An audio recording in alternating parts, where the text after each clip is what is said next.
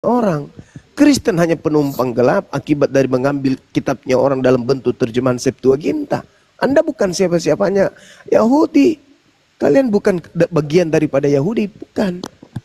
Kalian hanya mendompleng agama Romawi, agama Vatikan, supaya laris Anda mengambil terjemahan kitabnya Yahudi. Sekarang permasalahannya, jangan sebut nama Nabi Muhammad. Toh dia tetaplah Nabi, meskipun tak ada tertulis dalam kitab saudara. Tapi yang jadi permasalahan ini, coba Anda renungkan. Di Kisah Para Rasul 3:22-23 itu siapa di situ?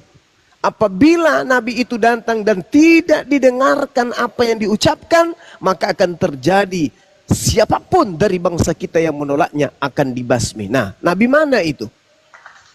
Bukan Nabi Muhammad, oke. Sekarang yang mengusir Roma dari Yerusalem itu siapa? Yang membasmi penganut-penganut pagan dan membersihkan Masjidil Aqsa dari penguasaan tentara Romawi, kekaisaran Romawi, imperium Romawi itu siapa? Murid Yesus? Mustahil. Siapa sahabat Nabi Muhammad yang membersihkan Palestina dari Romawi? Yang mengusir orang-orang yang kemudian tidak percaya kepada ajaran tauhid. Siapa? Kaumnya Yesus atau kaumnya Nabi Muhammad? Sahabatnya Yesus atau sahabatnya Nabi Muhammad? Muridnya Yesus atau muridnya Nabi Muhammad? Itu dulu Anda pahami. Ketika dia datang Nabi ini, siapapun yang tidak mendengarkan ucapannya, maka dia akan dibasmi. Ayo, siapa yang membasmi orang-orang Roma dari Palestina? Ajaran Nabi Muhammad kah? Atau ajaran Yesus? Kalau ajaran Yesus, justru ajaran Yesus yang dikebiri. Justru ajaran Yesus yang kemudian dikucilkan. Justru ajaran Yesus kemudian yang dipaksakan untuk disalibkan. Bagaimana mungkin Yesus? Gak mungkin. Lalu siapa yang membersihkan mereka? Orang-orang Roma, orang-orang Katolik, usir dari tanah Palestina. Itu siapa yang membersihkan dan siapa yang mengusir? Si Juma. Paulus kali Paman. Enggak mungkin. Paulus dipenggal. Itu yang Anda harus sadari. Saya tidak ingin mengatakan nabiku. Enggak perlu. Toh Nabi Muhammad tetaplah Nabi. Sekarang yang jadi permasalahan itu di Anda, saudara. Siapa Nabi yang sama seperti Nabi Musa yang siapapun yang tidak mendengarkan ucapannya akan dibasmi? Itu siapa? Sebutkan satu nama. Kalau bukan Nabi Muhammad, nggak usah. Kami pun tidak mau pengakuan dari saudara. Tapi tolong sebutkan nama itu siapa? Sebutkan satu nama yang bisa didudukkan di dalam Kisah Para Rasul 3:22-23 itu. Ya kau lah. Jangan saya, itu lebay kali. Di semua kitab suci, dari Kejadian sampai Wahyu, nggak ada sesuatu pun yang nggak nyambung. Kalau ditanya apa nggak nyambung, kalau orang diam. Saya nggak mau menyebut Nabi saya, nggak perlu. Tapi saya minta dari saudara-saudara Kristen, siapa Nabi yang dimaksud dalam Kisah Para Rasul 3 nomor 22-23 ini? Siapapun yang tidak mendengarkan Nabi tersebut akan dilenyapkan dari bangsa kita. Ya kau Juma. Jangan lebay kali. Enggak Kau tahu lebay. Kau anggap kau lantik juga aku jadi Nabi kayak Paulus gitu. Jangan emosi. Ini edukasi, ini pembelajaran untuk kita renungkan. Ayo tunjukkan kebenaranmu. Siapa Nabi di situ yang duduk sama seperti Nabi Musa? Siapa yang tidak mendengarkan Nabi itu akan dibasmi? Itu siapa?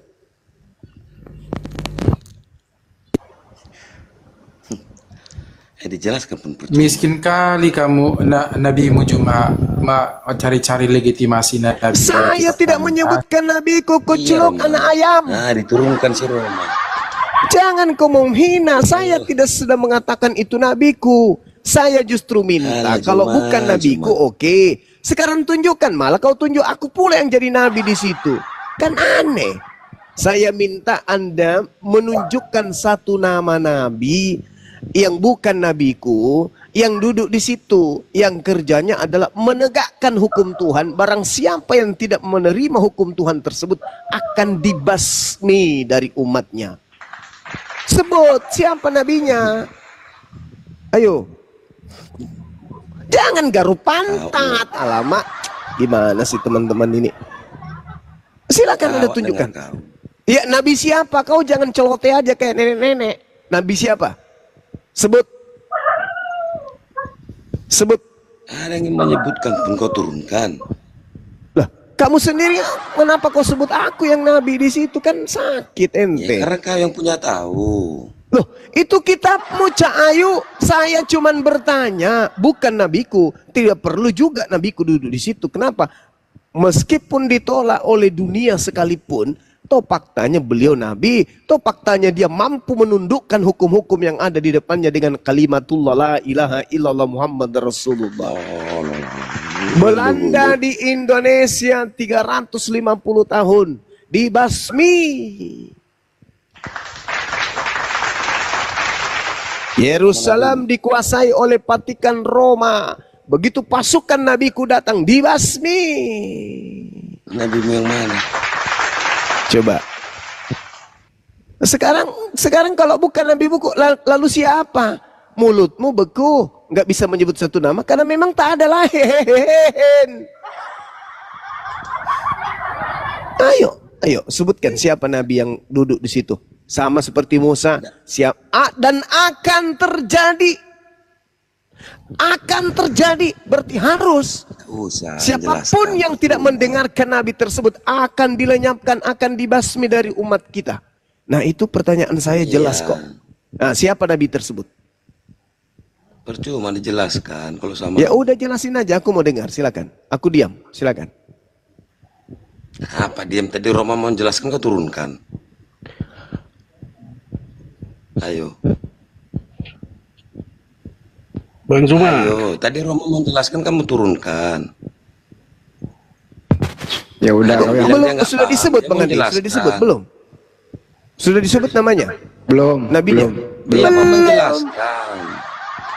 Aku tidak butuh penjelasan, aku butuh disebutkan.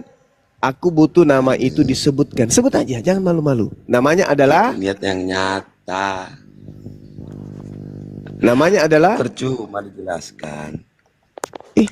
Saya nggak butuh penjelasan. Saya butuh Anda menyebutkan nama. Namanya adalah? Kamu mempertanyakan sekalian memperjelaskan pertanyaanmu. Orang menjawab sekalian penjelasannya kamu turunkan. Saya hanya minta nama. Seorang nabi akan diutus sama seperti Nabi Musa. Dan akan terjadi. Siapapun yang tidak mendengarkan nabi tersebut akan terjadi. Berarti pada saat kitab itu diturunkan, pada saat kitab Anda itu diwahyukan, atau pada saat kitab yang Anda ambil dari kitabnya orang Yahudi itu diberikan kepada Nabi Musa, kejadian itu belum terjadi. Dan pada saat Lukas menceritakan tentang kisah para rasul tersebut, nabi itu juga belum datang. Berarti bukan Yesus. Lalu siapa? Si Juma. Mama rusak otak. Sampai segitunya. Nggak bisa, nggak ada jawaban. Ayo, pikirkan saudara-saudaraku Kristen. Apa betul yang disampaikan Bang Suma ini? Ya mungkin bukan betul, mungkin tidak betul. Tapi tolong tunjukkan nabi itu siapa, nabi itu siapa. Enggak, saudara merupanya Kristen. Mati Mia. Saya bertanya loh. Juma. Mati Mia. Saya bertanya loh, siapa nabi yang datang setelah Yesus yang sama seperti Nabi Musa? Ya udah, si Tigor kalau nggak bisa menjawab terpaksa saya turunkan. Turun. Sekarang kamu kembali ke alammu karena kamu nggak bisa menjawab. Ya, Bang Zuma. Yang tadi kisah Rasul 3, 22, 23 itu kan merujuk ke Yesus. Bagaimana mungkin ke Yesus? Yesus datang justru dia yang dibasmi. Sedangkan nabi ini adalah nabi pembasmi. Yesus yang dibasmi kok. Kok dia pula yang membasmi? Dan akan terjadi bahwa semua orang yang tidak mendengarkan Nabi itu akan dibasmi dari umat kita. Akan. Berarti belum terjadi pada zaman Yesus. Setelah Yesus baru terjadi. Nah, itu siapa Nabi itu? Paulus dibasmi, Lukas dibasmi, Matius dibasmi, Markus dibasmi, Petrus dibasmi. Lalu siapa Nabi itu? Yang sama seperti Musa. Berarti kejadiannya belum terjadi pada zaman itu.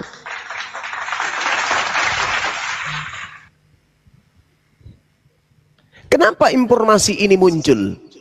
Ya karena ini catatan wartawan. Wartawan yang menuai dari hasil pembelajaran terhadap apa yang muncul di antara Bani Israel pada zaman itu. Dia menuliskan, oh ada ucapan-ucapan yang muncul di tengah-tengah Bani Israel. Ucapannya di antaranya adalah tertulis di dalam kitabnya Nabi Musa. Jadi di surga kawin. Taruh yang lain dia dulu ya. Ini Bu Meriati ini tadi WA saya minta naik, kayaknya bisa menjawab. Meriati silakan. Di surga kawin nggak? Diam dulu. Bang Suma, Ibu, iya. teman-teman yang lain, Bang Andi. Iya, silakan. Ya Bang, apa ini Bang? Saya belum connect ini Bang. Saya cuma fokus lihat temanya Yesus kawin. Mungkin stikernya dihilangkan aja Kang, ganti. Beliau ini mau belajar Bang Juma, beliau Kristen.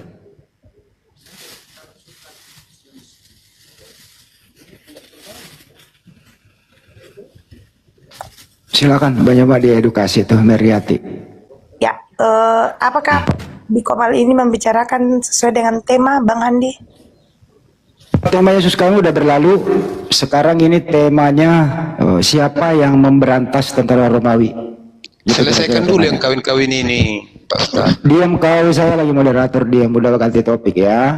Itu sudah. Posnya telat.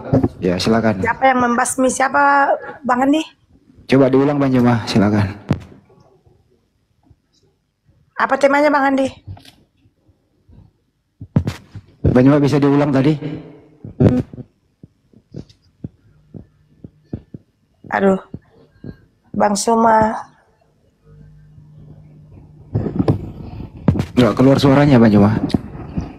Sorry. Ya. Gimana? Saya tidak dengar tadi. Dia minta tema baru katanya. Kalau itu sulit itu kayaknya, itu siapa yang membahas Roma itu. Iya, apa itu? Ini ada suara berdengung ini dari saya ya? Tuh. Iya, coba saya mute semua yang lain ya. Saya minta dinaikkan Bang Andi karena saya masih melihat tema yang ada tertulis Yesus kawin. Makanya saya minta, saya penasaran dengan tema ini. Iya, mohon maaf tadi tema ini Gurunda, Bang Nandar yang ngangkat. Saya belum lupa. Mana beliau? Hilangin. Beliaunya kayak katanya ada kesibukan. Ini ada suara itu dari mana ya?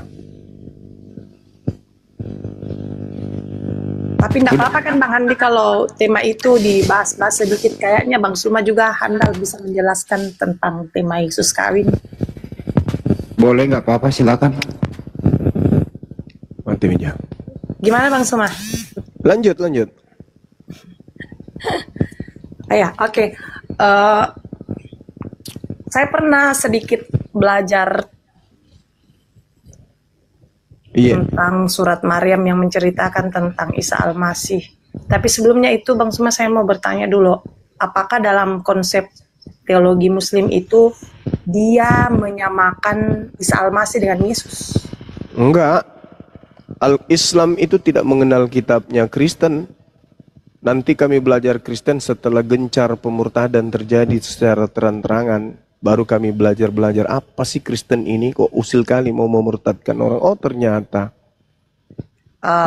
Artinya secara umum teologi Muslim tidak menyamakan sosok seorang Isa Al-Masih yang ada dalam kitab Maryam dan Yesus Kristus yang ada di justru Injil. Kristen yang menyamakan, bukan kami. Oh enggak, kalau saya sendiri Bang Suma secara pribadi Nasrani saya enggak menyamakan karena faktanya terjemahan pertama masuk ke Indonesia itu bukan Yesus tapi Isa Al-Masih. Bahkan gereja bertaburan namanya Gereja Isa Al-Masih. Dan tidak ada masjid bernama Masjid Yesus. ada. Kalau di Makassar di Jalan Andalas ada Gereja Yesus Kristus. Bang Suma pasti tahu kan orang Ya, Makassar. Masjid Yesus ada nggak? Oke Bang Suma, intermezzo. Oke. Itu mungkin pemahaman yang Bang Suma tahu dari beberapa teman-teman Nasrani sebagian. Tetapi kalau saya secara pribadi, karena saya yang bertanya, berarti saya mewakili saya sendiri Bang Suma ya. Saya tidak mewakili teman-teman pemahaman teman-teman yang lain. Kalau saya sendiri memang melihatnya itu tidak sama karena yang saya baca dari beberapa sejarah ya, ketika saya belajar Injil, Yesus sendiri itu anak Maria dari keturunan Yehuda, suku Yehuda, 12 suku Israel, dan melalui ibu yang bernama Maria. Sedangkan kalau dalam kitab Al-Quran yang saya sempat baca, diluruskan kalau salah, dia adalah anak dari Maryam, saudara Harun, sedangkan Harun sendiri kan berasal dari suku Lewi. Dari latar belakang garis silsilah keturunan saja sudah beda kalau saya. Tapi kalau Bang Suma punya pendapat yang berbeda ya mungkin bisa memberikan informasi.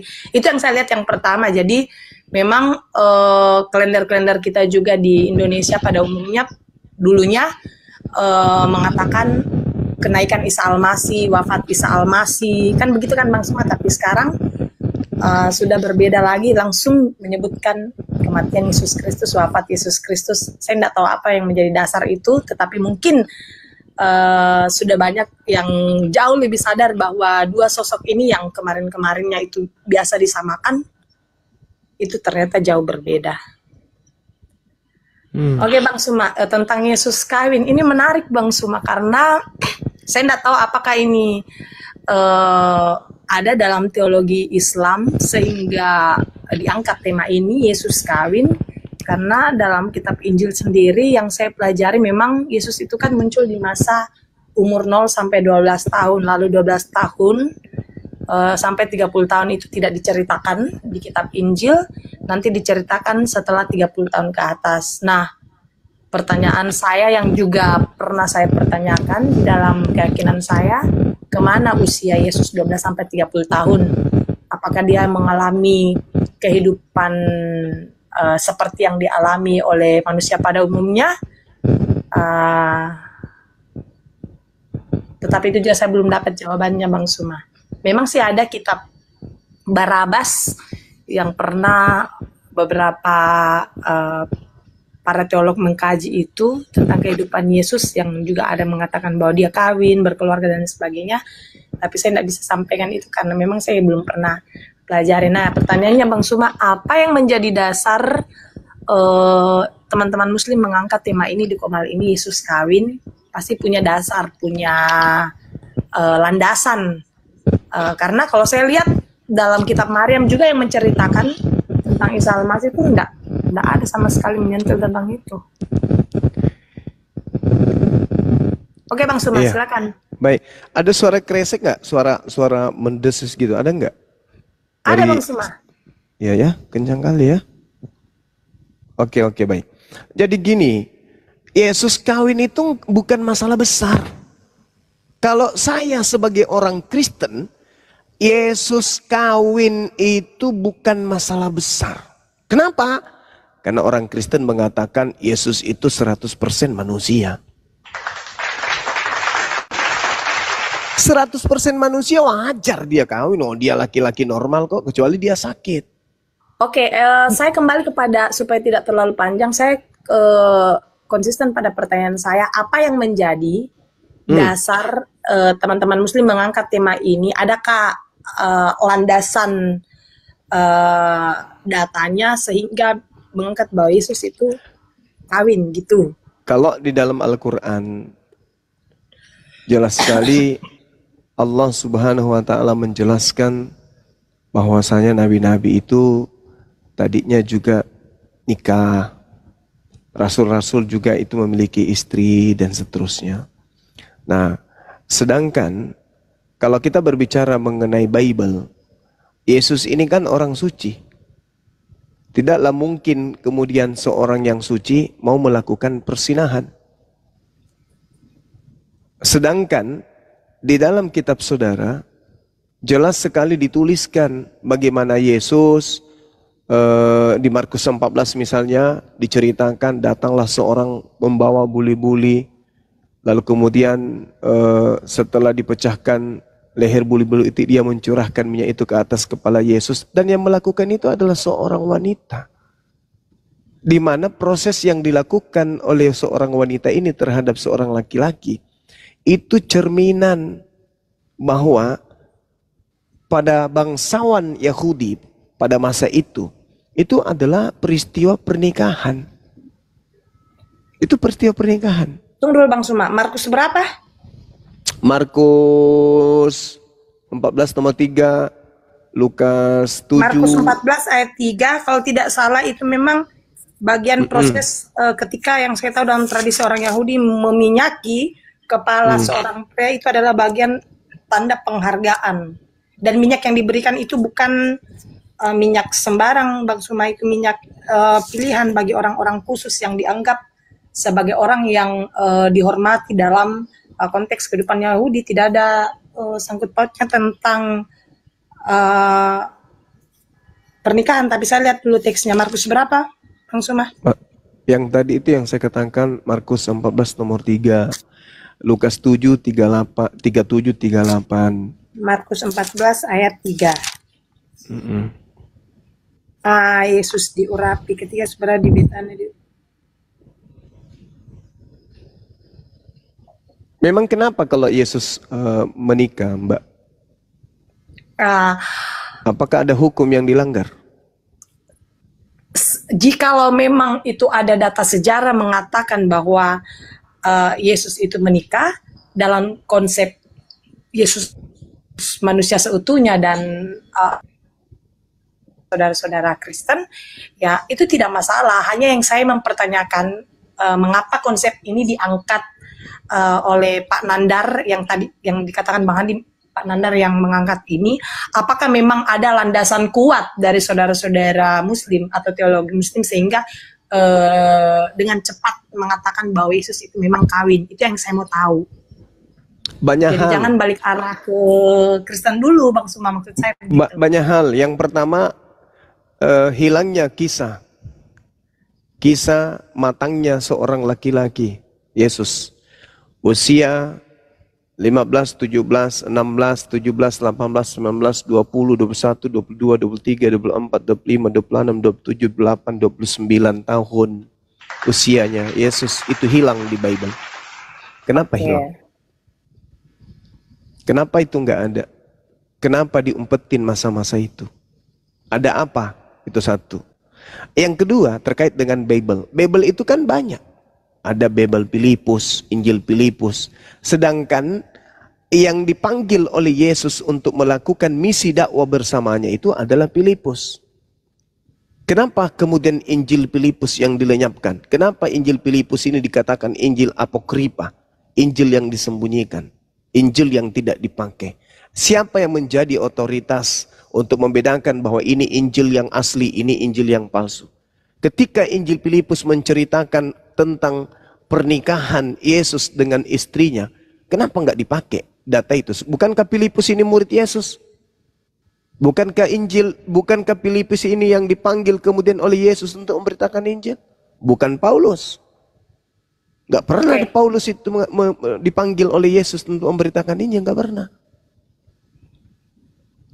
Oke, secara pribadi, apakah Bang Suma pernah membaca secara langsung Injil Filipus dari Injil Barabas itu sendiri? Kalau saya, dulu ada teman saya dari Arab, namanya Ustadz Ahmad. Tapi beliau sudah pulang ke Jawa. Saya pernah membaca Filipus itu. Injil Filipus itu pernah saya baca. Bahwa memang Yesus itu menikah di situ. Nah, setelah saya belajar tentang Bible hari ini, di data Yohanes 1:43 Filipus itu dipanggil oleh Yesus. Pada keesokan harinya, Yesus memutuskan untuk ke Galilea. Ia bertemu dengan Filipus dan berkata kepada Filipus, ikutlah aku. Ini masa penginjilan. Dia pergi kemana? Ke Galilea. Sedangkan kalau kita membaca di dalam Markus 14, di sana jelas sekali bahwasanya Yesus bersama dengan murid-muridnya di Markus 1, dia pergi ke sana untuk mengajarkan Injil pada saat kemudian Yohanes ini ditangkap. Paulusnya kemudian, Paulus pula. Yesus ini kemudian membawa Filipus bersamanya mengajarkan Injil kerajaan Allah. Coba Anda baca di dalam di dalam Markus 1 nomor 14. Sesudah Yohanes ditangkap, datanglah Yesus ke Galilea memberitakan Injil Allah. Siapa yang ditemani oleh oleh Yesus memberitakan Injil kemudian di Galilea? Ya, Filipus. Lalu di dalam Kisah Para Rasul 8 diceritakan Filipus ini memberitakan Injil Yesus. Jadi nyata betul kalau Filipus ini lebih berkompetensi ya untuk mengajarkan tentang Injil daripada yang lain. Karena Filipus ini yang dipanggil, bukan yang lain yang dipanggil. Di Kisah Para Rasul 8 nomor 35. Maka mulailah Filipus berbicara dan bertolak dari nas itu. Ia memberitakan Injil Yesus kepadanya. Coba kita runut ya. Di dalam Yohanes 1:43. Yesus memanggil Filipus. Di dalam Markus 1 nomor 14. Yesus mengajarkan Injil kerajaan Allah di Galilea bersama dengan Filipus. Di dalam Kisah Para Rasul 8 nomor 35, jelas di sana Filipus memberitakan tentang Injil Yesus. Berarti Filipus ini punya hak veto untuk mengajarkan tentang Injil Yesus, tentang kehidupan Yesus, tentang ajaran Yesus, karena Yesus memanggil Filipus sebagai soko guru untuk bersama-sama melakukan penginjilan. Berarti yang tahu tentang Yesus, tentang pribadi Yesus, ya Filipus. Nah, apakah ada Injil Filipus? Ada. Kenapa Kristen tidak pakai? Nah, itu pertanyaannya.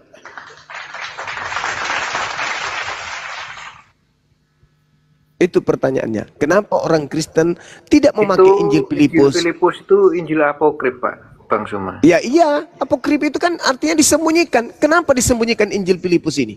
Itu belum tentu kebenarannya. Jadi bagaimana Anda mengatakan itu belum tentu? Siapa yang punya otoritas untuk mengatakan ini benar ini salah?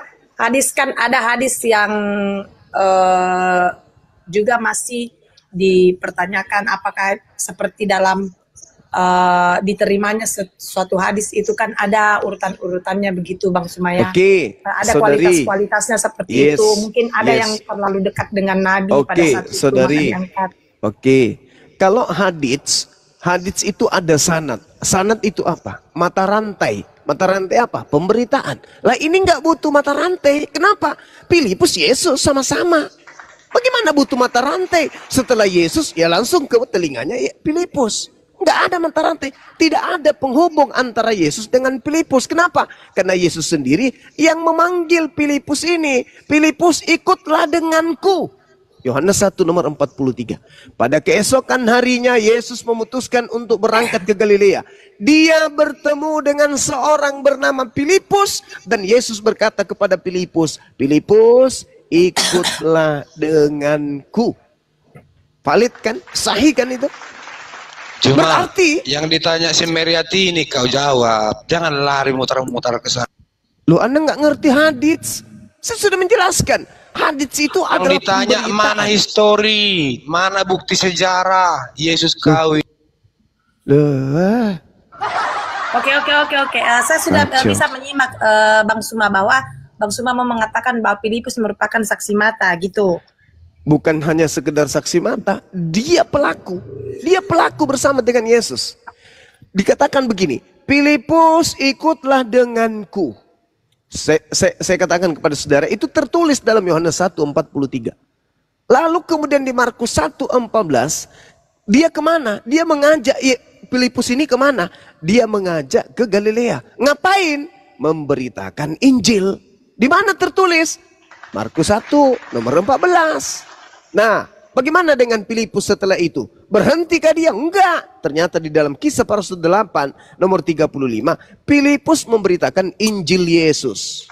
Sementara yang sampai di hari ini adalah Injil Lukas, Injil Markus, Injil Matius, Injil Yohanes. Lah, mana Injil Yesus? Yang memberitakan Injil Yesus siapa? Filipus. Oh, ternyata dijadikan itu sebagai Injil apokripa, Injil yang disembunyikan, Injil yang didiamkan, nggak dipakai. Siapa yang memiliki kemudian otoritas untuk ini dipakai, ini tidak? Bapak-bapak gereja, bukan Yesus. Kesalahannya itu di situ. Kenapa bapak-bapak gereja punya otoritas untuk membedakan ini apokripa, ini di kanon, ini yang tidak? Apa haknya gereja untuk mengatakan itu? Bukankah Yesus ini utusan Tuhan untuk penginjilan kepada Bani Israel? Lalu hubungannya dengan pendeta apa? Hubungannya dengan pendeta, karena itu bertentangan dengan ajaran nenek moyang mereka Romawi kuno, maka pengajaran tentang Yesus menikah itu jangan dipakai, tidak dipakai. Ini Oke, Bang Suma, lanjut pertanyaannya ya. Iya. Seperti yang Bang Suma tadi katakan bahwa seperti pertanyaan saya tadi saya sampaikan bahwa apakah Bang Suma secara pribadi membedakan antara Isa Al-Masih dan Yesus itu sendiri? Bang Suma mengatakan bahwa beda karena kami baru mau belajar tentang Injil atau belajar tentang kekristenan itu setelah terjadi banyak pemurtadan ya. Itu kan pernyataan Bang Suma tadi ya di awal. Nah, sedangkan yang saya lihat dalam surat Maryam sendiri Bang Suma, bisa diluruskan kalau salah. Surat Maryam ayat 30, di sana dikatakan, saya baca saja langsung tafsirannya karena saya tidak tahu Arabnya. Dia Isa berkata, sesungguhnya aku hamba Allah, dia memberiku kitab Injil, dan dia menjadikan aku seorang nabi. Nah, dalam pemahaman Bang Suma sendiri, Injil itu apa Bang Suma? Injil itu ketetapan yang Tuhan berikan. Hikmat. Penjelasan penjelasan Nabi Isa alaihi salam tentang isi kitab Taurat, itulah Injil.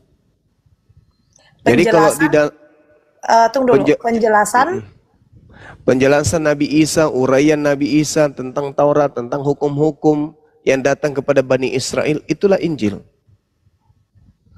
Oke, jadi intinya bahwa di surat Maryam itu dalam pemahaman saudara-saudara Muslim, Injil itu adalah penegasan kembali, diuraikan kembali tentang apa yang tertulis dalam Taurat yang sudah dibawa oleh Musa dan ditegaskan oleh Nabi Isa Al-Masih, begitu? Iya, benar. Oke, terus lanjut pada ayat yang ke-33 surat Maryam, dikatakan, dan kesejahteraan semoga dilimpahkan kepadaku pada hari kelahiranku, pada hari wafatku, dan pada hari aku dibangkitkan hidup kembali. Ini tafsirannya dari surat Maryam ayat 33. Sedangkan dalam teologi, saudara-saudara Muslim, dia melihat bahwa Nabi Isa Al-Masih itu tidak wafat, tetapi yang wafat adalah orang yang diserupakan dengan Nabi Isa Al-Masih, tetapi dia langsung terangkat ke sorga karena pada saat itu banyak orang yang menentang, mau membunuh Nabi Isa Al-Masih, sehingga Allah mengangkat Nabi Isa Al-Masih ke sorga. Sedangkan dalam tafsiran ayat 33 surat Maryam mengatakan, dan kesejahteraan semoga dilimpahkan kepada hari kelahiranku, hari wafatku,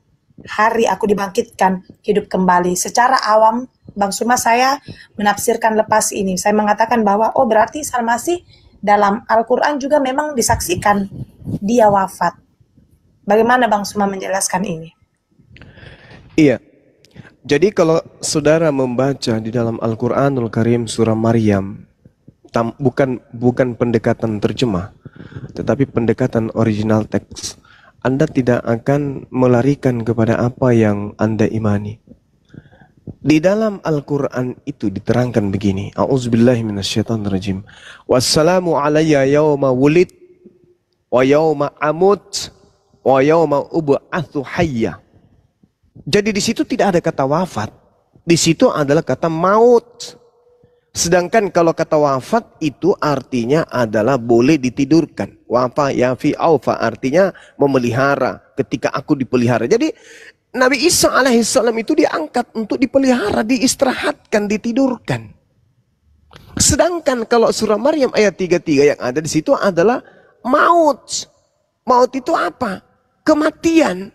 Nah, sementara Nabi Isa belum mati, masih hidup. Maka yang terjadi pada surah Maryam ini tak ada hubungannya dengan penyaliban.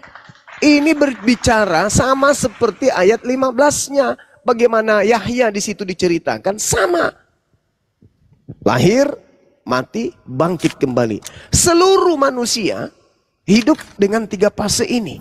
Dilahirkan, kemudian dimatikan, kemudian dibangkitkan. Nabi Isa juga mengalami hal yang sama. Sekarang apakah Nabi Isa itu sudah meninggal, sudah mengalami maut? Tidak. Tapi apakah dia sudah wafat? Ya. Kok bisa kayak gitu? Kita lihat di dalam Al-Quranul Karim. Surah Al-An'am ayat 60. A'udzubillahi minasyaitonirrajim. Wa huwallazi yatawaffakum. Wafat. Ternyata artinya apa? Tidur. Dan dialah yang menidurkan kamu pada malam hari. Wa huwallazi yatawaffakum billail. Berarti wafat ya tidur. Nabi Muhammad sekarang wafat, ditidurkan, diistirahatkan, tapi tidak mengalami kematian. Berarti yang ada di surah Maryam 33 ini itu menjelaskan tentang akhir zaman ketika ia datang kedua kalinya, barulah dia diwafatkan. Barulah dia dimatikan. Dalam KBBI sendiri kata wafat itu ya berarti sudah tidak bernyawa. Sayangnya kitab kami bukan KBBI, kitab kami Al-Quran. Maafkan saya karena kitab saya Al-Quran bukan KBBI. Iya Bang Suma, tidak ada maksud seperti itu. Maksudnya ini kan terjemahnya begitu. Jadi saya lihat wafat berarti artinya sebagaimana manusia biasa yang wafat, tidak lagi bernyawa seperti itu.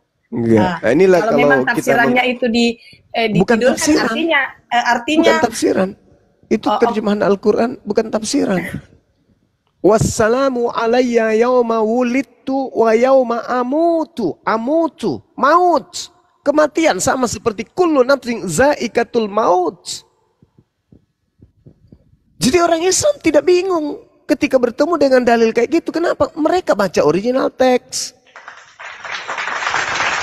Jadi yang dimaksud di situ, coba Anda baca di dalam kitabnya surah Maryam ayat 15. Ini berbicara tentang Nabi Yahya. Kalau di Anda itu Yohanes Pembaptis. Apa yang dikatakan kemudian di sana? Sama.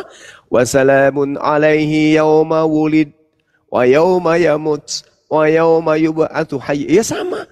Dan kesejahteraan bagi dirinya pada hari ia dilahirkan, pada lahir ia diwafatkan, pada saat dia bangkit dihidupkan kembali. Ya sama. Berarti apakah kemudian Yohanes Pembaptis juga terangkat dari kematian, naik ke langit? Ya enggak. Ini berbicara di ayat 15-nya itu berbicara tentang Nabi Yahya. Di ayat 33 itu berbicara tentang Nabi Isa. Tapi narasi yang dibangun 3 fase. Pada saat aku dilahirkan, pada saat aku diwafatkan, pada saat aku dibangkitkan hidup kembali. Nah, ternyata di situ ceritanya adalah maut, bercerita tentang maut, bukan bercerita tentang tidur. Kalau tidur itu jelas, wa huwallazi yatawaffakum bil-laili wa ya'lamu ma jarahtum bin-nahar, dan dialah Allah yang menidurkan kamu pada malam hari, dan dialah Allah yang mengetahui apa yang kamu kerjakan pada siang hari. Itu berbicara maut, itu ayat wafat. Ternyata bisa diartikan tidur.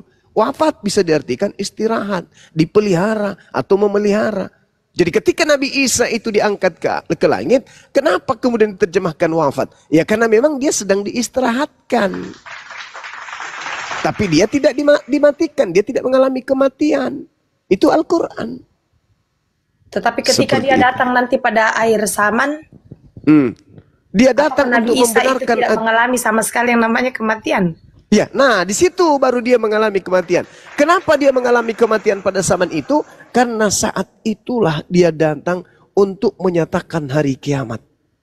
Bayangkan saja, ketika kemudian hari kiamat Nabi Isa alaihissalam itu datang, gempa bumi terjadi di mana-mana, matahari kemudian cahayanya tembus ke bumi, bintang-bintang tabrak bulan, bintang semuanya, galaksi-galaksi tabrakan, gunung-gunung berteburan dan seterusnya. Apa enggak mati Nabi Isa? Mati.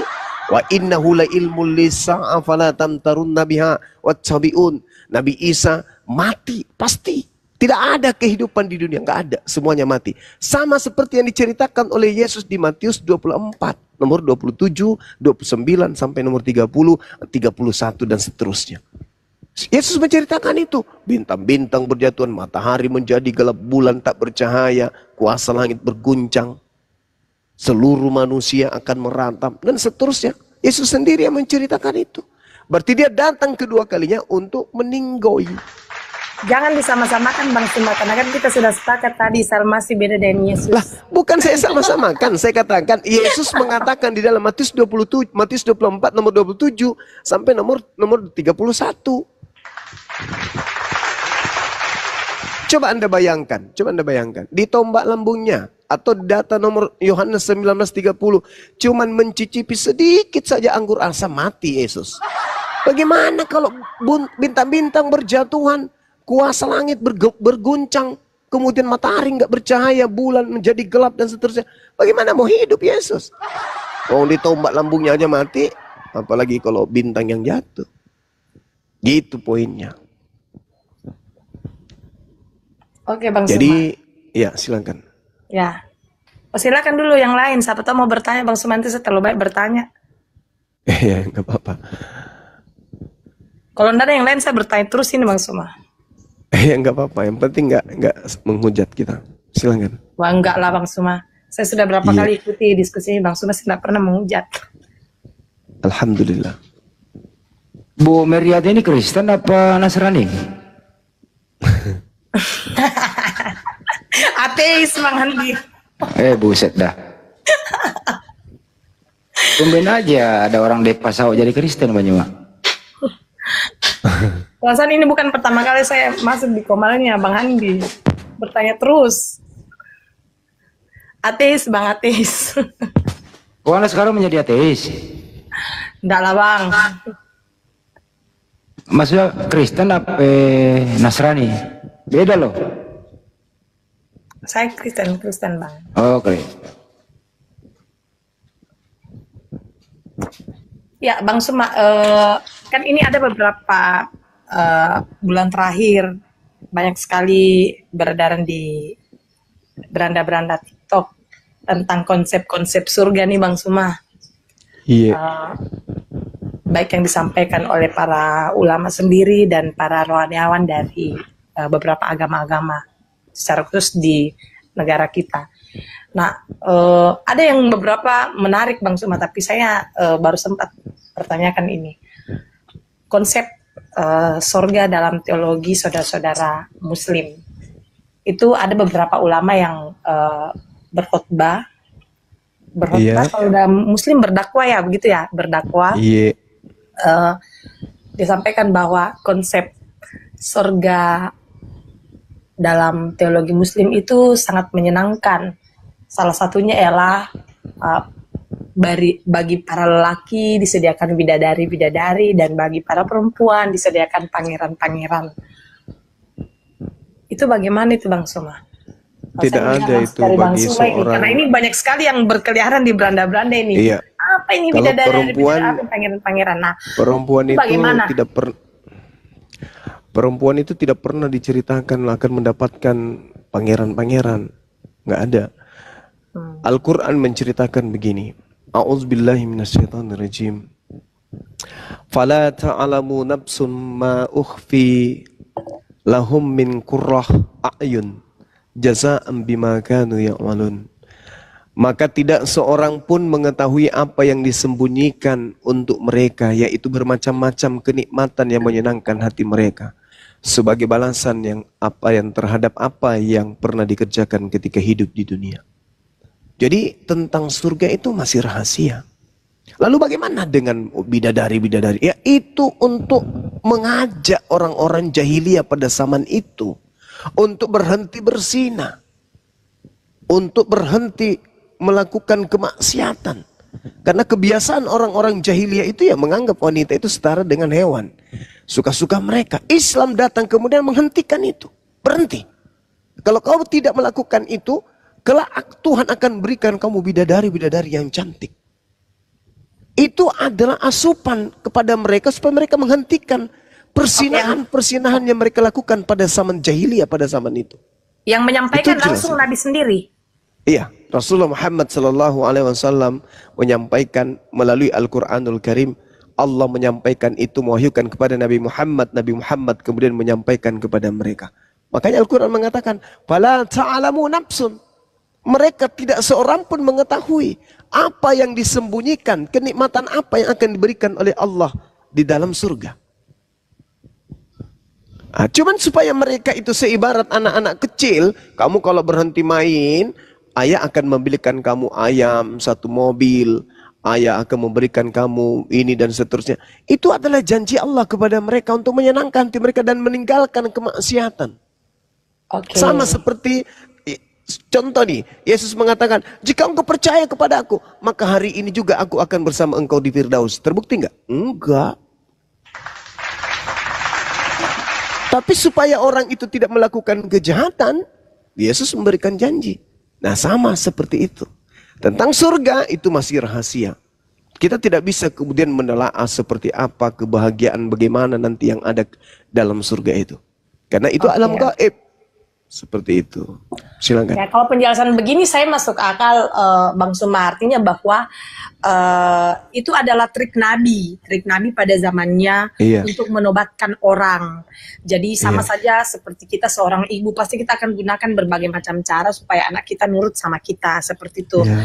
Tapi kan yang bertebaran di sana para ulama banyak sekali itu, Bang Sumaya, yang mempleset-plesetkan bahwa dia seakan-akan mengatakan bahwa ya surga itu sudah begitu, seakan-akan kayak dia sudah pulang dari sana dan dia akan tahu segalanya.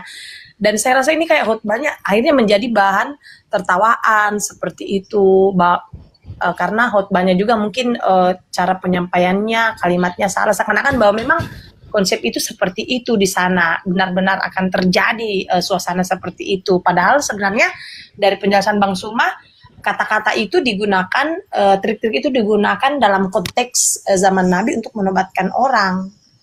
Seperti itu. Iya. Al-Quran menjelaskan begini. Bismillahirrahmanirrahim. Wa may ya'mal minas salihat min zakarin aw untha wa huwa mu'minun fa ulaika yadkhulunal jannah wa la yazlamuna naqira. Barang siapa mengerjakan kebaikan, baik laki-laki maupun perempuan, sedangkan mereka beriman, maka mereka itu akan masuk ke dalam surga, laki dan perempuan, dan mereka tidak akan dizalimi sedikit pun. Itu kata Quran. Jadi laki perempuan tidak dizalimi. Tidak ada yang dizalimi di sana.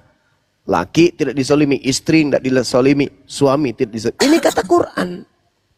Makanya kalau berbicara mengenai yang diterangkan oleh para da'i, ya itu hanya untuk menyenangkan orang-orang yang kemudian lebih suka kepada kemaksiatan. Tapi orang yang mendengarkan itu menilainya dengan perspektif masing-masing. Kalau saya mengatakan bahwa itu masih rahasia. Orang-orang dulu disampaikan bagi yang suka minum khamar, yang suka mabuk-mabukan, berhenti. Di surga nanti ada sungai yang terbuat dari arak yang tidak memabukkan. Berhenti mereka. Kalau begitu kita kejar kebenaran hidup kekal. Makanya mereka tidak lagi melakukan hal-hal seperti itu. Jazirah Arab yang tadinya itu adalah jahiliyah, meninggalkan kejahiliaan mereka dan mengikuti baginda Rasulullah Muhammad SAW. Seperti itu, saudara. Oke, Bang Suma. Nah sekarang permasalahannya ketika kita diperhadapkan dengan agama Kristen, ada 2 mata rantai yang menarik. Mata rantai yang menarik yang kumaksud ini adalah ketika umat Islam dijanjikan kebahagiaan. Wanita di surga Islam dijanjikan dengan perhiasan, berlian, emas, permadani, bertaburan intan, mutiara dan seterusnya. Itu perempuan. Karena kecenderungan perempuan memang kepada perhiasan, bukan kepada laki-laki. Berbeda dengan laki-laki, mencari harta, mencari harta, mencari harta, tapi dia tidak memenuhi tangannya dengan emas, berlian, intan, mutiara, anting-anting, kalung, gelang, enggak. Tetapi apa yang mereka inginkan? Wanita. Kalau perempuan cari harta, bukan kemudian penuh berlian lantas dia mencari laki-laki, enggak. Itu bukan kodrat wanita itu. Kodrat wanita itu adalah harta, mutiara, berlian, keindahan. Sedangkan perempuan disuruh memilih harta atau wanita. Munafik kalau dia mengatakan dia milih harta, dikasih emas 1 karung, lalu dikasih perempuan 10. Munafik kalau dia pilih harta itu, munafik. Kalaupun dia pilih, ujung-ujungnya apa? Dia ambil dulu, habis itu dipilih juga perempuan. Kalau laki-laki, kalau perempuan beda. Dikasih harta berlian, pilih laki-laki ganteng 10. Dia lebih pilih, Pak, berliannya. Pertama, rasa malu wanita itu lebih tinggi. Maka dia pilih berlian. Kalaupun harus memilih seorang laki-laki, maka dia milihnya 1. Kalau ada yang milih 2, berarti dia sudah kerasukan setan. Tapi kalau laki-laki, memang sudah kodratnya. Dikasih fisik oleh Tuhan untuk menembak, bukan ditembak. Itu. Jadi ketika wanita dijanji surga dalam Islam, berlian, perhiasan, mutiara, intan, permadani. Tapi kalau laki-laki, wanita, bidadari, wanita, bidadari. Supaya mereka menghentikan kemaksiatan. Nah sedangkan kalau di Kristen, apa yang kita harap di surganya Kristen? Waduh, kalau dibahas itu, hancur mina. Nah itulah kemudian keindahan yang dijanjikan oleh Allah kepada kami orang-orang yang beriman ini. Tapi ingat, misalnya nih Bang Suma dijanji, Bang Suma kamu masuk surga, aku siapkan bidadari-bidadari. Kalau muncul sedikit hati untuk bermaksiat misalnya, wah nanti di sana saya akan mencabul, nanti di sana saya akan tidur dengan sekaligus 4 bidadari. Itu sudah tidak masuk surga. Karena surga itu tempatnya orang yang hatinya bersih, jasadnya bersih, pikirannya bersih, semua niatnya bersih. Itu yang masuk surga itu. Maka ketika hati bersih masuk surga, mau 1000 bidadari, 2000 bidadari, pasti dia akan lebih mencintai istrinya yang sama-sama di dunia dibandingkan bidadari. Kalaupun dikasih itu penghalalan dari Allah, itu adalah reward dari Allah atas perjuangannya ridha ikhlas menjalankan syariat Allah tanpa pamrih, tanpa mengejar bidadari. Itu yang salah. Kalau misalnya ada yang bunuh diri untuk bidadari, itu keliru, itu nggak ada konsep itu di Islam. Itu konsep aneh yang dibuat-buat sendiri. Di Islam itu nggak boleh, nggak ada itu. Nah, sekarang kalau saya dikasih pilihan nih, Bang Juma. Iya. Ya, mau pamit Bang Juma ya. Oke, saudara, silakan. Oke, terima kasih. Selamat malam. Assalamualaikum. Malam. Waalaikumsalam. Nah, saya kalau dikasih pilihan nih, saya masuk ke dalam kehidupan yang kekal tanpa kematian, bersama bidadari, atau bersama dengan sesuatu yang aneh. Misalnya dalam 2 Samuel 2:29, asap membumbung dari hidungnya, api menjilat keluar dari mulutnya, bara api menyala keluar daripadanya. Sementara aku terus melihat dari tahta-tahta diletakkan, lalu duduklah yang lanjut usianya. Pakaiannya putih seperti salju dan rambutnya bersih seperti bulu domba. Kursinya dari nyala api dengan roda-rodanya dari api yang berkobar-kobar. Lalu dikatakan, maka timbullah peperangan di surga. Mikail dan malaikat-malaikatnya berperang melawan naga itu, dan naga itu dibantu oleh malaikat-malaikatnya juga. Lalu dikatakan di kitab Mazmur, asap mengepul dari hidungnya, api yang menghanguskan keluar dari mulutnya, bara api keluar dari dalamnya. Saya kalau disuruh milih, mending saya dengan bidadari daripada bersama dengan makhluk besar, matanya merah, ketika dia bernapas keluar asap dari hidungnya, dia keluar api dari mulutnya, terus kita mau sama-sama dalam kehidupan kekal. Aduh, sorry lah, nggak mau jasa saya, Gang. Biarkan Thomas saya bersama dengan bidadariku daripada saya bersama dengan idende aja nak deh. Malak nak ini. Bayangkan misalnya itu, asap mengepul dari hidungnya, api yang menghanguskan keluar dari mulutnya. Siapa yang mau dibakar? Tolong. Mending saya sama bidadari dalam kehidupan yang kekal nih. Dalam kehidupan yang kekal kita ditemani dengan bidadari yang indah. Siapa yang nggak mau? Kalau orang munafik, aku nggak mau. Surganya Islam itu apa sih? Mending di surganya Kristen. Ngapain di surganya Kristen? Memuji-muji nenekmu kiper. Cobalah kau lakukan dulu 1 hari memuji-muji. Haleluya, haleluya, haleluya, haleluya, haleluya, haleluya, haleluya, haleluya, haleluya, haleluya, haleluya, haleluya, haleluya, haleluya. Nanti lama-lama jam kedua tidak bisa bilang haleluya lagi. Halu. Kan yang di sana tubuh rohani Bang Suma. Pas jam ketiga nggak bilang lagi halu. Ya sama aja kehidupan yang kekal. Kehidupan kekal mau kayak gitu, mau kayak mana hidup kekal? Kayak gitu gayanya, itu bukan surga, itu neraka siksaan. Jangan ke surga deh. Di dunia ini saja, saya mau lihat pendeta. Coba pendeta memuji-muji dalam 1 hari saja. Memuji, tangkis itu. Apa kalau memuji di Kristen? Anggaplah amin. Itu lidah bisa sampai di lantai kalau sudah 1 bulan, Pak. Baru 1 bulan ini, belum 2 bulan, dan itu tidak ada akhirnya, kekal selama-lamanya. Mending saya di surga, surganya umat Islam. Wah, nyaman nah. Yang perempuan bermandikan perhiasan, mereka punya kemudian pangeran. Yang laki-laki mereka punya permaisuri. Apa yang mereka punya, apa yang mereka inginkan, mereka punya. Mereka masing-masing punya istana kerajaan. Wah, mantap kali. Dalam kehidupan yang kekal ini, di dunia saja ini kita punya uang 1 miliar, punya mobil, punya rumah mewah. Kita mami laki-laki, kita mami manusia di dunia.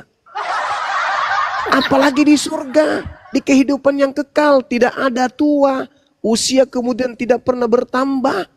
Kita selama-lamanya dalam posisi yang sama, kuat. Kenapa kita nggak mau ke sana? Tidak ada rumah sakit ya, tidak ada yang sakit. Nggak ada rumah sakit. Apa yang kita cari coba? Allah menyiapkan alam yang begitu indah, semuanya serba lengkap. Kita dibahagiakan oleh Allah, kita diberi kesenangan, kita diberi kenikmatan. Kenapa kita nggak mau? Kenapa justru yang kita kejar itu surga yang ada makhluk yang aneh-aneh? Apalagi kalau pangerannya semua seperti Bang Suma. Oh, Mama Emat.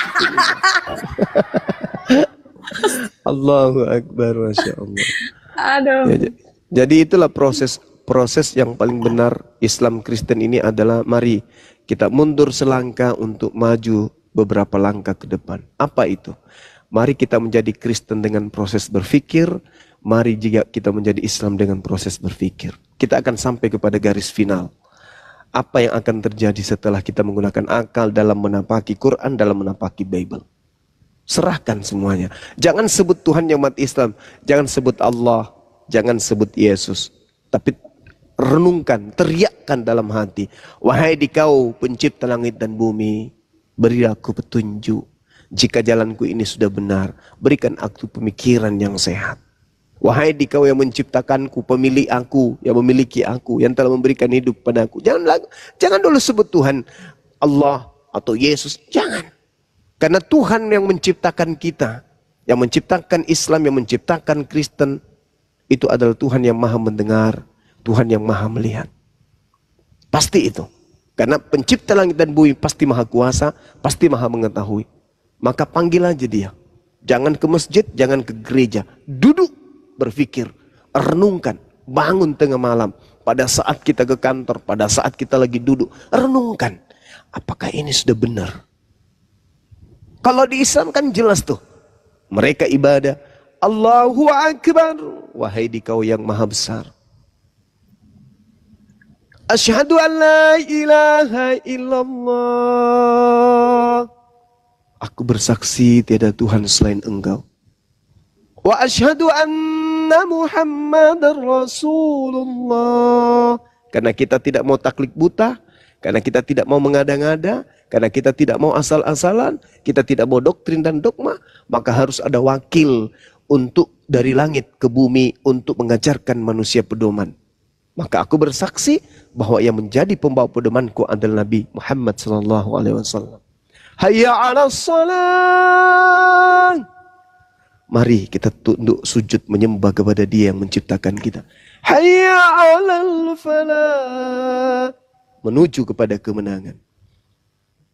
Itu.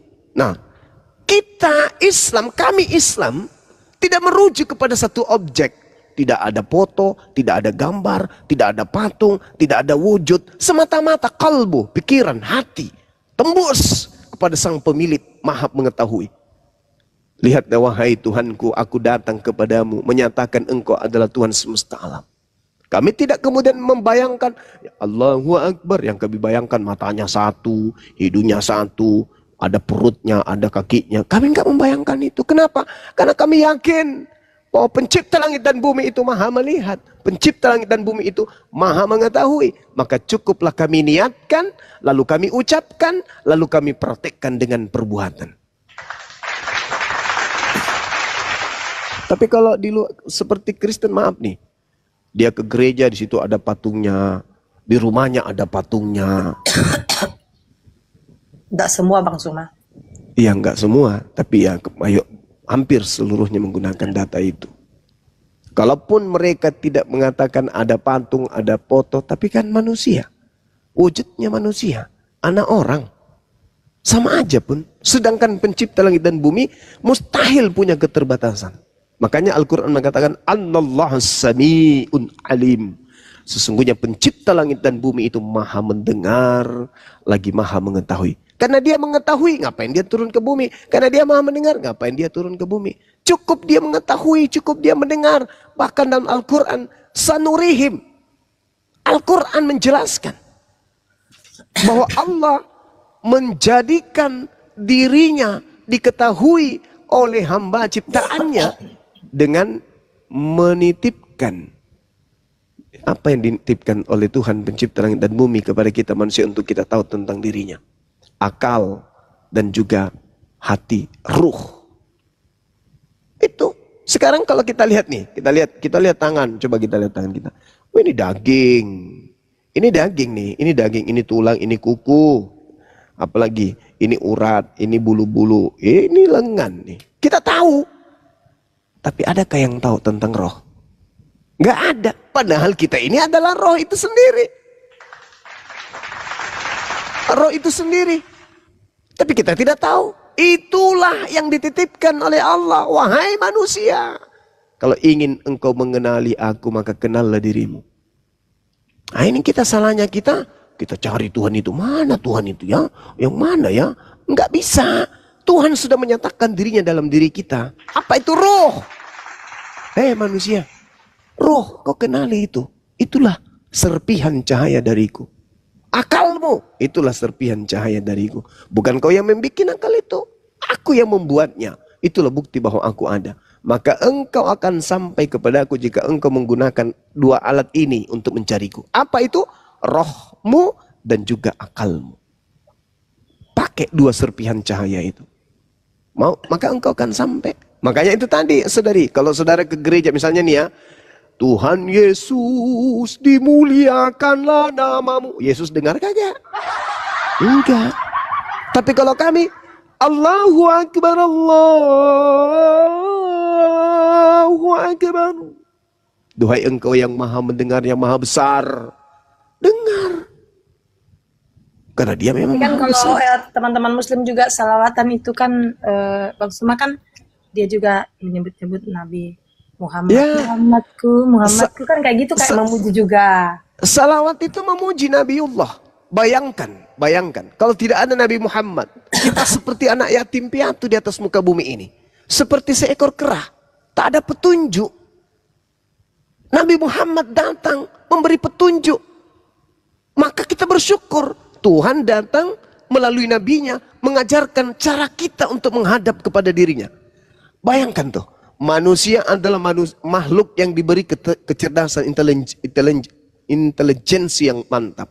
Diberikan kemampuan untuk memilih baik dan buruk. Dan manusia itu memiliki kehendak bebas, free will. Kemudian manusia itu diuji.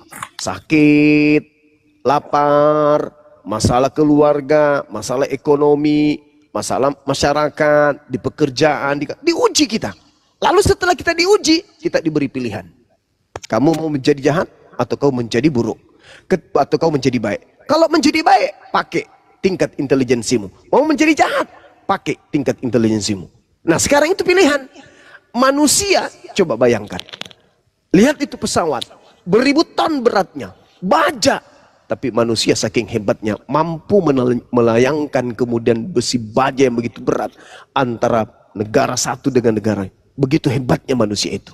Jadi manusia ini adalah makhluk super yang bisa melakukan apapun sesuai dengan kemampuan logika akal yang dia punya. Akan tetapi celakanya kalau mereka tidak mendapatkan petunjuk. Sama nih, ada seorang profesor ketika dia SD tekun belajar. Kerjanya cuma menghitung matematika, kimia, fisika. Habis waktu. SMP begitu lagi. SMA begitu lagi. S1 begitu lagi. S2 begitu lagi. S3 begitu lagi. S4 supervisor dia kemudian tak bisa lagi dia berjalan. Tinggal otaknya yang berpikir. Ketika orang datang bertanya, dia hanya bisa memberikan teori. Tidak bisa lagi berpikir. Ilmu bermanfaat. Tapi ketika dia mati, kemana dia pergi? Kenapa? Karena tidak ada berhubungan dengan Tuhan. Kenapa nggak ada yang bawa petunjuk?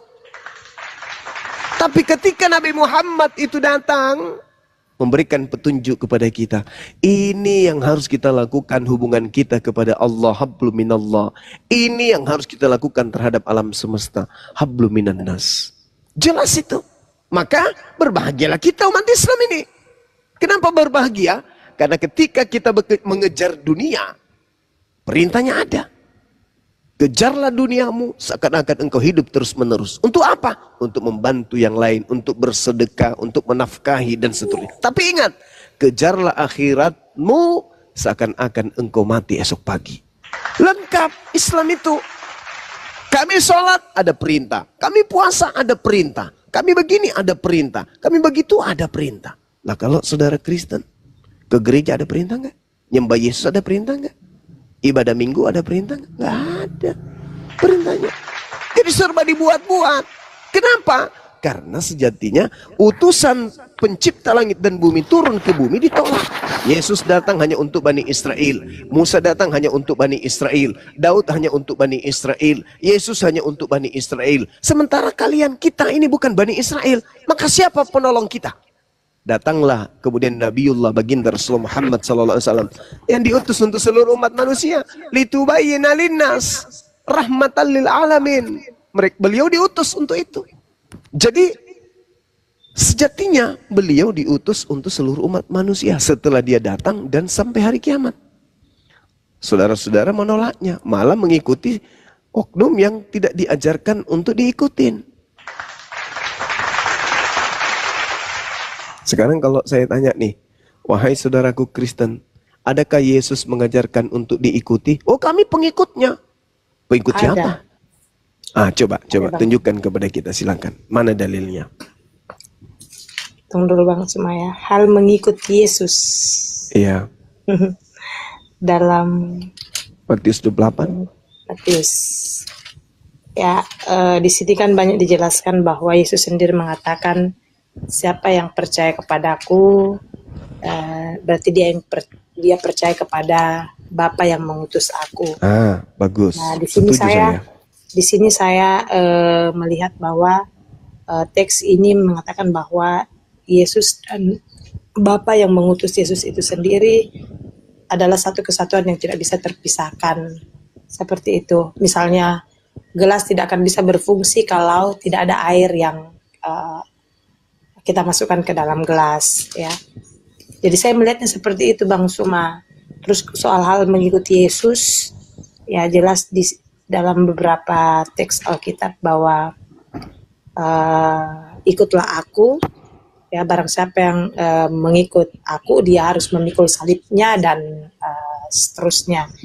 Itu kalau dalam tulisan yang ada di Bible, Bang Suma. Jadi ada dalilnya. Tapi kalau teman-teman Muslim mengatakan Yesus sendiri tidak mengatakan ikutlah aku, percayalah kepada aku, ya saya tidak tahu itu Bang Suma. Tapi kalau dalam Bible sendiri itu ada. Oke. Ikutlah aku. Baik.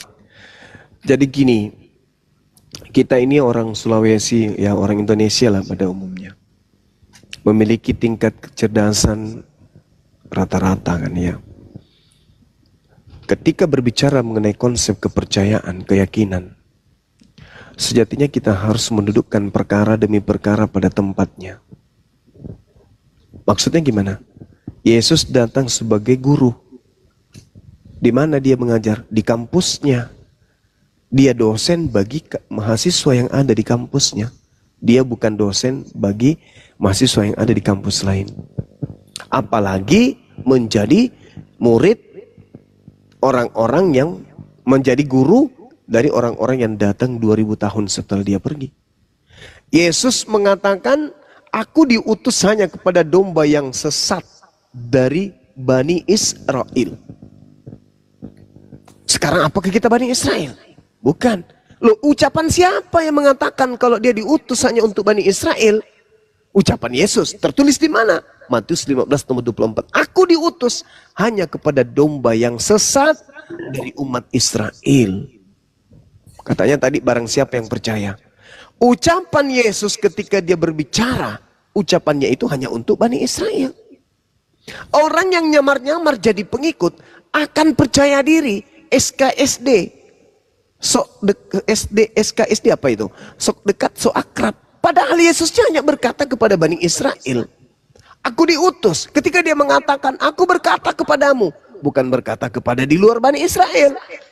Aku akan pergi ke rumah Bapak karena di rumah Bapak banyak tempat untuk menyediakan untukmu. Untukmu, kamu. Bukan kepada yang di luar kamu. Makanya ketika ada seorang wanita Kanaan, wanita Samaria yang datang kepada Yesus, minta anaknya disembuhkan. Apa kata Yesus? Usir wanita itu. Dia mengikuti kita dengan teriak dari tadi. Tidak layak roti yang disediakan untuk anak diberikan kepada anjing. Kata Yesus dengan orang yang non-Yahudi yang bertemu dengannya. Orang yang hidup dengannya aja disebut anjing, bukan disebut domba. Apa kata wanita itu? Benar Tuhan, tapi bukankah anjing makan sampah yang jatuh dari meja tuannya? Apa kata Yesus? Besar imanmu ibu, benar imanmu ibu. Jadilah seperti apa yang engkau inginkan. Apa yang dibenarkan oleh Yesus di situ? Pengakuan wanita tadi kalau dia adalah anjing yang makan sampah dari meja tuannya. Sembuh nggak anaknya? Sembuh. Jadi pengikut nggak wanita itu? Tidak. Apatah lagi kita yang hidup di hari ini. Tapi bagaimana Kristen itu bisa bertahan?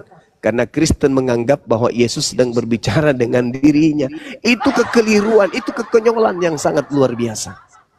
Yesus Kalau saya mengatakan, lihatnya begini Bang Suma, silakan. Ketika Yesus hadir dalam konteks Bani Israel, dia kan menegaskan tentang hukum-hukum Taurat yang sebelumnya dibawa oleh para nabi terdahulu. Dia menegaskan itu. Makanya Yesus sering dikatakan firman Allah itu sendiri, penyambung lidah Allah itu sendiri. Nah, ketika dia menyampaikan tentang hal kerajaan surga, bagaimana berbuat terhadap sesama di dalam konteks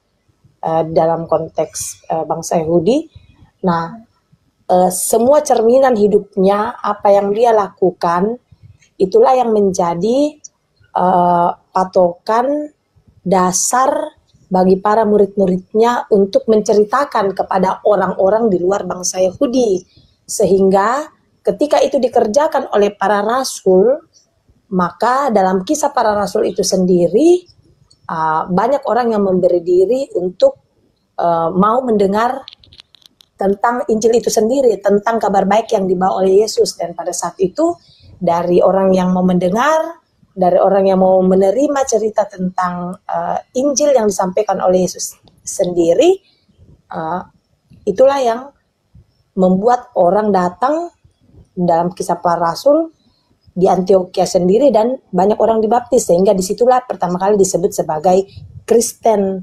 Memang Yesus sendiri tidak pernah mengeluarkan dari mulutnya bahwa ada kata Kristen atau mengatakan bahwa kamu Kristen. Kata-kata Kristen itu sendiri memang tidak ada dari mulut Tuhan Yesus sendiri, karena Yesus mati itu wafat masih dalam agama Yahudi, Bang Suma, itu yang saya tahu. Tetapi karena teladan hidupnya, berita yang dia bawa, cerminan hidupnya, ya seperti kalau dalam Muslim ya, kalau tidak salah, bisa diluruskan kalau salah, teladan-teladan Nabi itu, ya itulah yang dijadikan patokan beberapa cara hidup beragama orang Muslim, karena Nabi melakukan hal-hal yang bisa diteladani. Begitu juga dengan Yesus. Nah, apa yang dilakukan Yesus, apa yang disampaikan, itulah yang dilihat sebagai kabar baik Injil. Diteruskanlah oleh murid-murid untuk semua bangsa.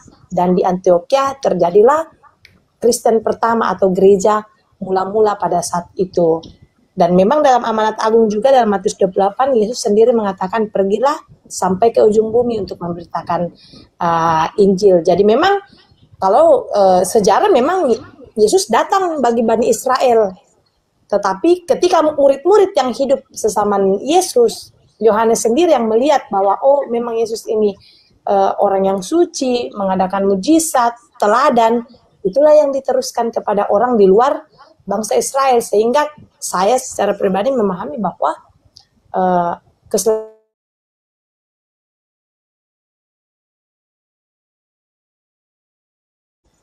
iya. Begitu Bang Suma.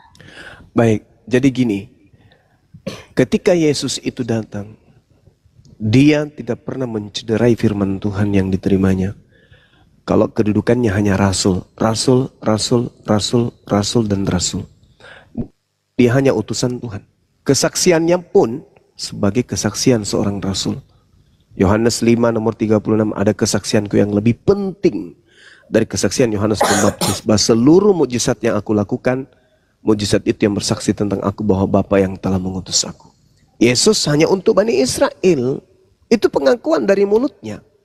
Nah, sebelum hadirnya Kristen, adakah pesan-pesan atau wasiat-wasiat yang kemudian menjadi pamungkas pengajaran Yesus kepada Bani Israel muridnya? Ada. Di antaranya, Yesus berpesan agar waspada kepada penyesat. Ini Kristen belum datang nih. Paulus belum muncul. Paulus nanti muncul di tahun 50-an. Apa kata Yesus di antara tahun 30 sampai tahun 33? Waspadalah kepada penyesat yang datang kepadamu dengan memakai namaku dan berkata akulah Kristus. Mereka akan menyesatkan banyak orang. Ini ucapan Yesus sebagai dosen kepada mahasiswa di dalam kampusnya. Kristen ada nggak di situ? Enggak. Antioquia itu Paulus. Lalu kemudian murid-muridnya diberi petuah, diberi kemudian nasihat. Waspada. Loh kok waspada kepada siapa guru? Waspada kepada penyesat. Penyesat ini tanda-tandanya apa? Memakai namaku. Di Kisah Para Rasul sendiri, Bang Suma, tidak hanya Paulus, ada Petrus, Yohanes, saksi mata sendiri. Iya betul, kan Yesus sudah mengatakan bahwa sebab Mesias palsu akan datang dan melakukan banyak mujizat. Yesus membuka nih. Dan sekiranya mungkin menyesatkan murid-murid pilihan juga. Ini belum ada Kristen, belum ada Kristen. Jadi kalau Kristen bertemu dengan murid Yesus dengan pola pengajaran yang sudah berbeda dengan Yesus, berarti penyesatnya berhasil kemudian menggenapi nubuat Yesus dalam Matius 24 nomor 24. Kristus palsu akan menyesatkan murid-murid pilihan juga. Nah sekarang, mari kita dudukkan perkaranya. Bagaimana Yesus? Siapa Yesus menurut Yesus? Yesus menurut Yesus dia adalah utusan Tuhan. Bagaimana hukum Taurat itu menurut Yesus? Hukum Taurat itu adalah hukum yang tidak boleh dibatalkan meskipun yang paling terkecil. Kalau dibatalkan, kata Yesus Matius 5 nomor 19, akan menempati tempat terhina di dalam kerajaan langit. Lalu adakah Yesus kemudian menafikan bagaimana orang-orang bisa selamat dengan menjalankan hukum Taurat? Enggak ada. Bahkan Yesus mengajarkan ketika engkau ingin hidup yang kekal, apa yang diajarkan oleh Yesus dalam Matius 19? Jangan ini, jangan ini, jangan ini, jangan ini, jangan ini, jangan ini, jangan ini. Lalu orang kaya ini mengatakan, itu semua sudah aku lakukan, guru. Kurang satu. Kata Yesus, apa itu? Jual hartamu, berikan kepada si miskin. Itu rahasia untuk mendapatkan keselamatan. Itu ajaran Yesus. Udah selesai. Penyesatnya muncul. Apa yang terjadi? Hukum Taurat itu sampah. Hukum Taurat itu tinja, hukum Taurat itu bukan kebenaran. Kalau kau mengharapkan kebenaran dari hukum Taurat, maka Yesus Kristus kamu akan lepas dari kasih karunia Yesus.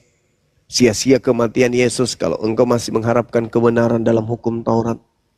Itu ajarannya. Yang tadinya Sabtu dirubah menjadi Minggu. Yang tadinya Tauhid Ahad dirubah menjadi Trinitas. Yang tadinya sinagoge berubah menjadi gereja.